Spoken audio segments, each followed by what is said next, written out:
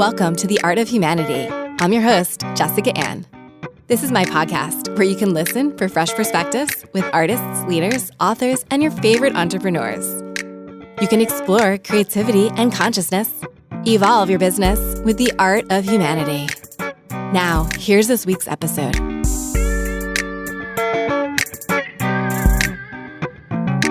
Hey guys, thank you so much for listening, as always, to the show. This is episode 57 and the first solo episode of this season.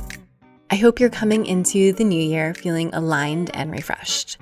I know I certainly am. I just returned from a trip to Mexico and I'm ready for the next 11 months of the year. If you like this podcast, leaving a 5-star review on Apple Podcasts or wherever you get your podcast would mean the world to me. It takes a few seconds, so if you could go over right now to Apple Podcasts and leave a review, I'll maybe even give you a shout out in my next season. As I mentioned, this is a solo episode where I'm reflecting on 2019 and realigning with new intentions for 2020. At the beginning of each year, I look back on the previous year to see what worked, what didn't, and what I can take from all of my experiences to make the most of the present. This process helps to hold me accountable so that I can more fully show up in my life and business.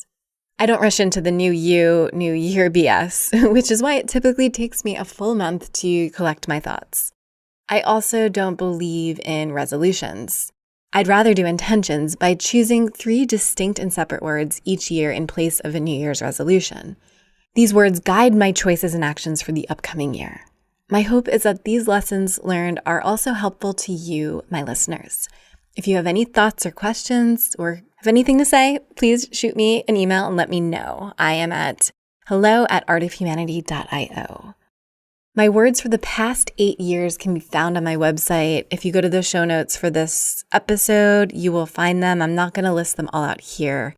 But if you're curious, go to artofhumanity.io to get the show notes and links to previous years. Here is what I learned in 2019. Number 1, leadership is about raising problems. I've been a consultant for almost a decade now, besides a brief 6-month stint. For many reasons, because once you're an employee, it's almost impossible to push back and quote unquote raise problems. You're forced to play the dog and pony show and pretend that everything is going all right, even if you see ways to improve. As Nilofer Merchant writes in an HBR.org article, between knowing there's a problem and not knowing the answer to that problem is discomfort. Discomfort is not the same thing as unsafe. It's just a temporary feeling we live with while we work on things. From my experience, companies who can lean into discomfort and acknowledge the problem bring in a lot more revenue, have less employee turnover, and have a thriving culture. Unfortunately, most leadership teams need to embody this discomfort.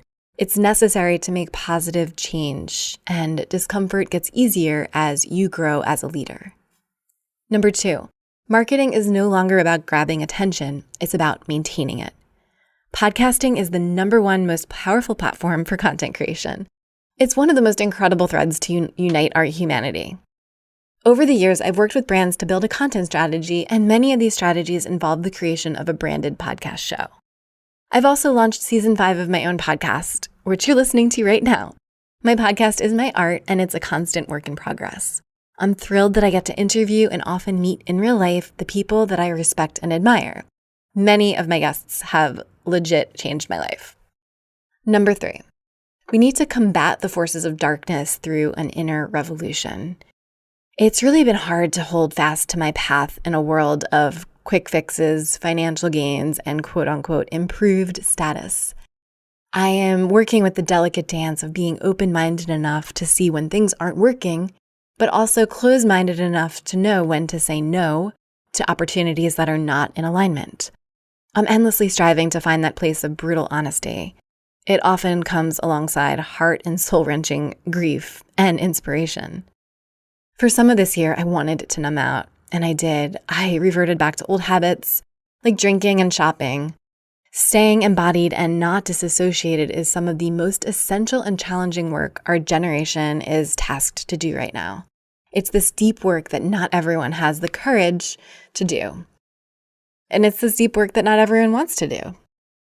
I used to chase materialism and the lies that feed them, and after being sober curious, I spent the majority of 2019, at least the last half of it, pretty sober. And it's not easy in a society where pathology has become normalized, where your self-worth is measured by external success and fulfillment of desires.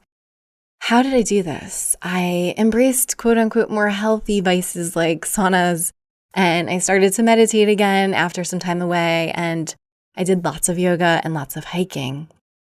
I'm trying to maintain the conscious struggle of learning valuable lessons and actually using embodied wisdom, as opposed to mechanical and unconscious struggle that results in quote-unquote fighting the world from a place of disembodied ego consciousness. It's based on a forceful doing and willing, which I know no longer works for me, and it doesn't work for many of the people out there in this world. Number 4, paid media growth plateaus without genuine and authentic content. This is more of a business insight than a personal one, but after working with hundreds of brands over the past year, it's excruciatingly evident that organic content is the only way to survive in the online world. People can see past anything inauthentic, and paying for fake likes or followers has never been the way to go. It's pretty obvious if you're in marketing, but I want to stress this. I am okay with building a small yet loyal audience, and I'm really not willing to make any Faustian bargains to get ahead. Number 5, natural human conversation is the true language of commerce. This is a quote taken from the Clue Train Manifesto, which I just happened to find in an old SlideShare presentation that I created for a course I used to teach at a college. It's true. I'm grateful to have the opportunity to work with conscious brands who get that simple human conversation is the way to go. It's truth, and I'm honored that my business gets to create human content that creates conversations and brings in business for major brands. Number 6, I stopped the glorification of busy. Our culture loves being busy because it makes you seem more valuable. But when you're glorifying something that makes you feel scattered and small, it's hard to live up to your potential. Being quote-unquote busy leads to burnout, and I got caught up in the vicious cycle this year. I wasn't able to maintain my own calendar, and I temporarily lost sight of the big picture. But the moment that I eliminated the word busy from my vocabulary, I finally felt liberated and free. I woke up one day and decided that I wanted to be a human being and not a human doing. I no longer wanted to live the rest of my life in a chaotic, frenetic pace. From this moment, here's what changed. I started to say no to opportunities that weren't aligned, and yes to more things that led me to who I wanted to become. The irony is that it's often not easy saying no because you have fear of missing out. Well, let that go too.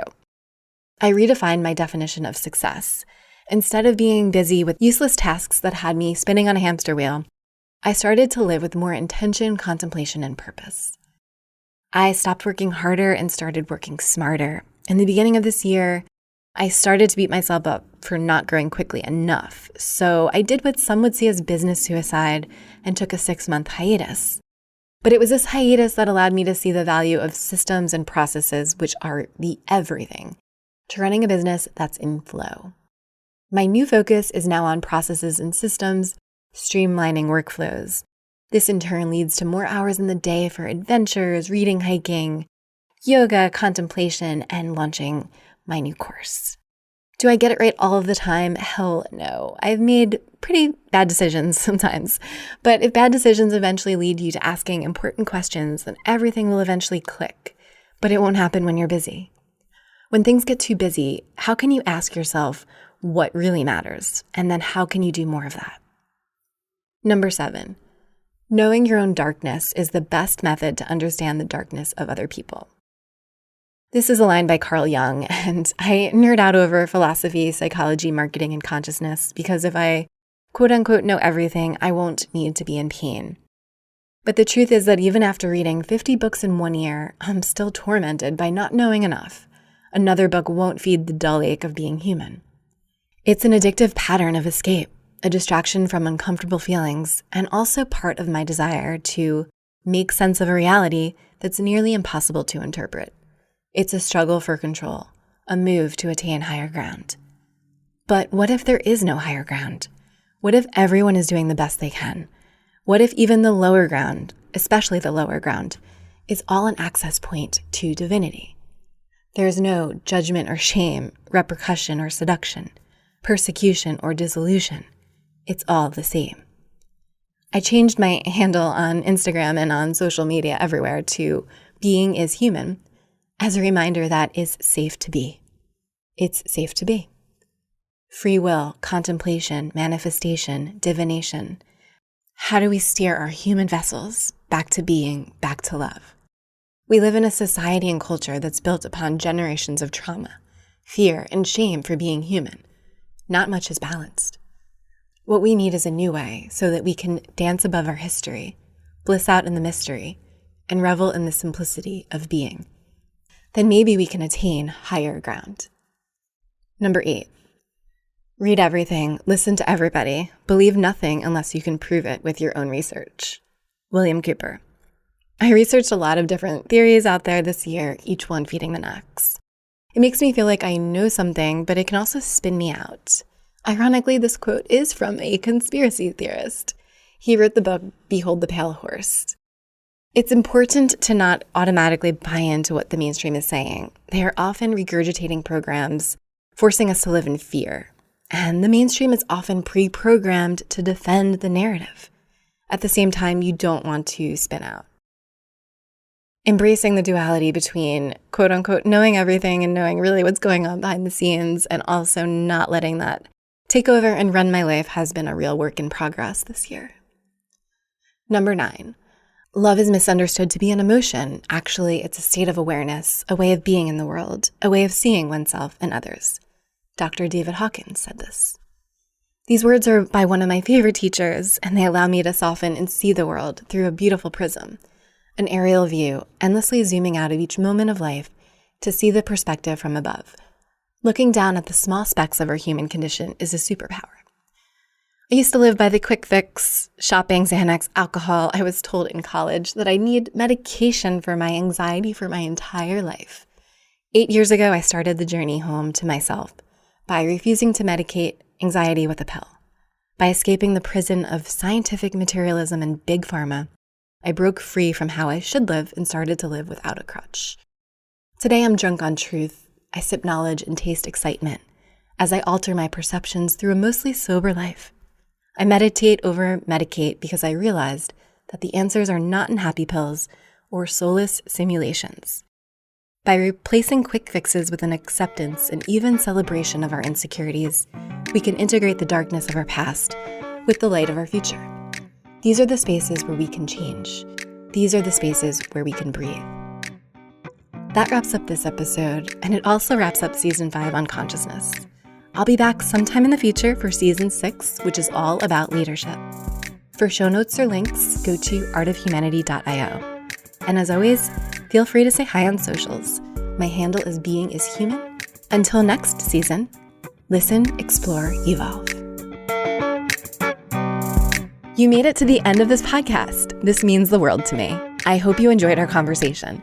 Feel free to hop on over to my podcast website, artofhumanity.io, for show notes or past interviews. You can also message me on social media. I'm on Instagram, Twitter, and LinkedIn. My name is Jessica Ann, and my handle is Being is Human. That's BEINGISHUMAN. I'd love to hear from you and learn more about what you've enjoyed from this episode. If you really love this podcast, I'd highly appreciate it if you went on Apple Podcasts right now and left a review. It helps way more than you know. You can also share this episode with 2 of your friends who you think would enjoy it. Let's get the Art of Humanity movement going. Thank you for listening. Until the next episode, evolve your business with the Art of Humanity. Listen, explore, evolve.